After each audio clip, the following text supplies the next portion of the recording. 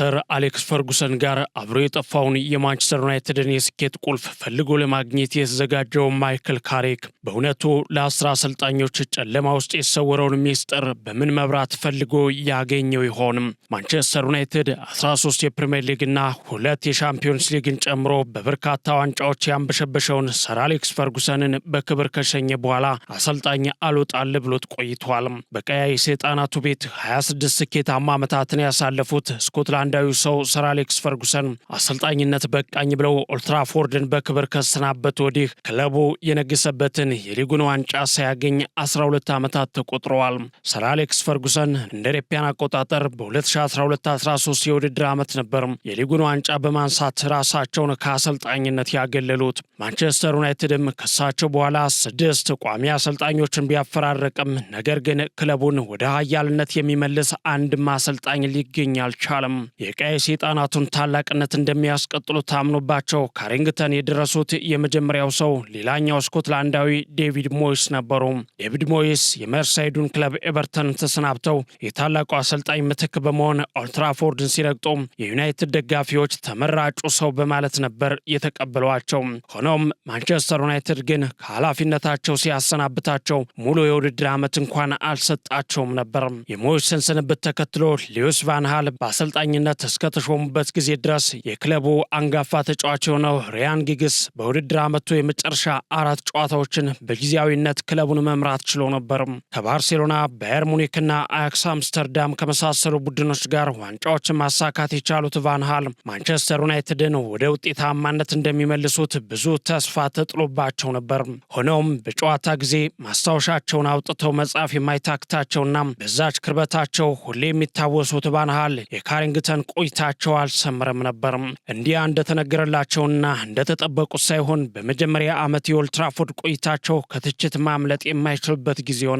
በተለይም በቡድናቸው ደካማ የማጥቃት እንቅስቃሴና የተለየ ያጨዋወት መንገድ የላቸውም በሚል ሲብጠለጠሉ ቆይተው በውድድር ዓመቱ መጨረሻ የኤፍኤ ካፕ ዋንጫን ቢያሸንፉም ከመሰናበት ግን ሳይታደጋቸው ቀረም። ማንቸስተር ዩናይትድ በዴቪድ ሞይስና ሊዩስ ቫን ሃል እየተመራ 2 ደካማ የውድድር ዓመታትን ካሳለፈ በኋላ ወደ ውጤታማነት ይመልሱታል በሚል በብዙ የታመነባቸው ፖርቹጋላዊው ጆዜ ሞሪኖን ሾመም።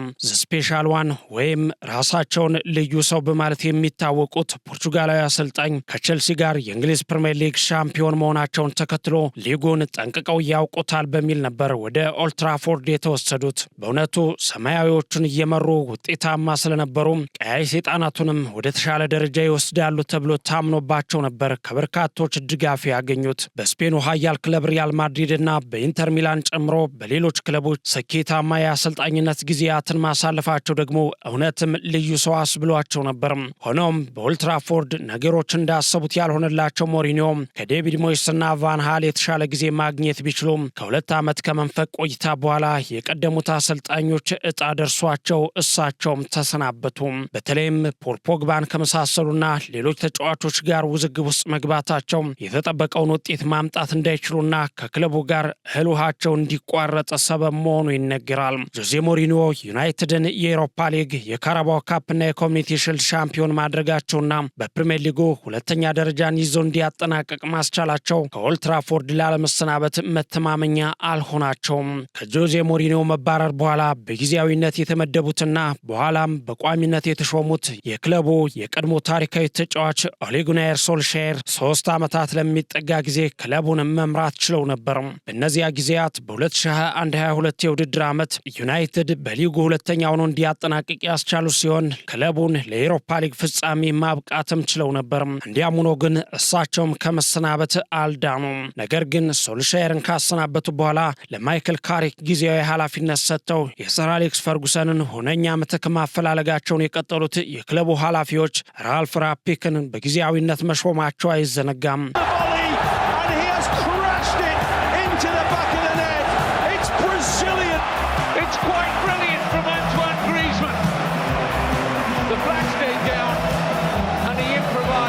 በመቀጠል ኦልትራፎርድ የደረሱት ሌላኛው ኔዘርላንዳዊ አሰልጣኝ ኤሪክ ቴን ሃግ ናቸው።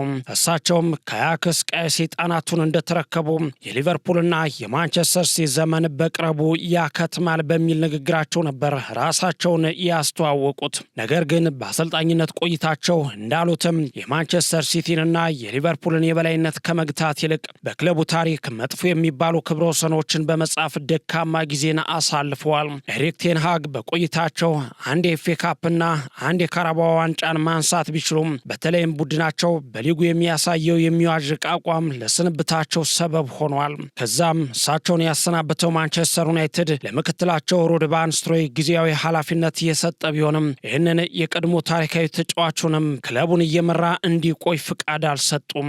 ምንም እንኳን በሰጠው ድል በ5 ጨዋታዎች ላይ አመርቂ ውጤት ማስመዝገብ ቢችልም ነገር ግን ማንቸስተር ዩናይትድ ይህንን ታሪካዊና ትልቅ ገናና ክለብ ለቫን ኒስተልሮይ አምኖ ለረዥም ጊዜ ለመስጠት ፍቃደኛ አልሆነም።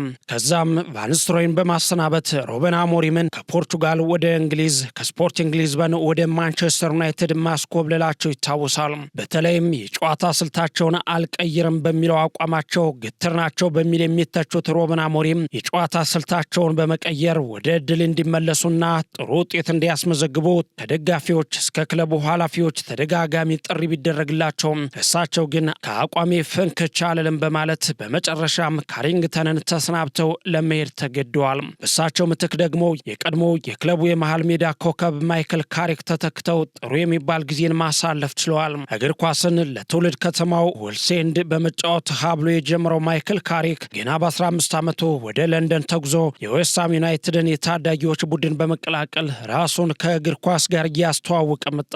ከሁለት ዓመታት ቆይታ በኋላም ከወጣት ቡድኑ ጋር የእንግሊዝ ወጣቶች ዋንጫን በማሸነፍ ወደ ዋናው ቡድን የማደግ ዕድል አግኝቷል። ቀጥሎም በስዊንደን ታውንና በበርሚንግሃም ሲቲ በውሰት በመጫወት ከእግር ኳስ ጋር በደንብ ከተወዳጀ በኋላ ወደ ዌስትሃም ዋና ቡድን በመመለስ ለ4 ዓመታት ያህል የተጫወተ ሲሆን እንደ አውሮፓውያን አቆጣጠር 2004 ላይ ቶተንሃም ሆስፐርን ተቀላቀለ። ከዌስትሃም ዩናይትድ ወደ ቶተንሃም ሆስፐር አመራ። ለ2 ዓመታት በሰሜን ለንደኑ ክለብ ቶተንሃም ከቆየ በኋላ እንደ አውሮፓውያን አቆጣጠር 2006 ላይ በሰር አሌክስ ፈርጉሰን ፍላጎት መሰረት ከሰሜን ለንደኑ ክለብ ወደ ማንቸስተር ዩናይትድ በማቅናት በቀይ ሰይጣናቱ ቤት ደማቅ 12 ዓመታትን አሳልፏል።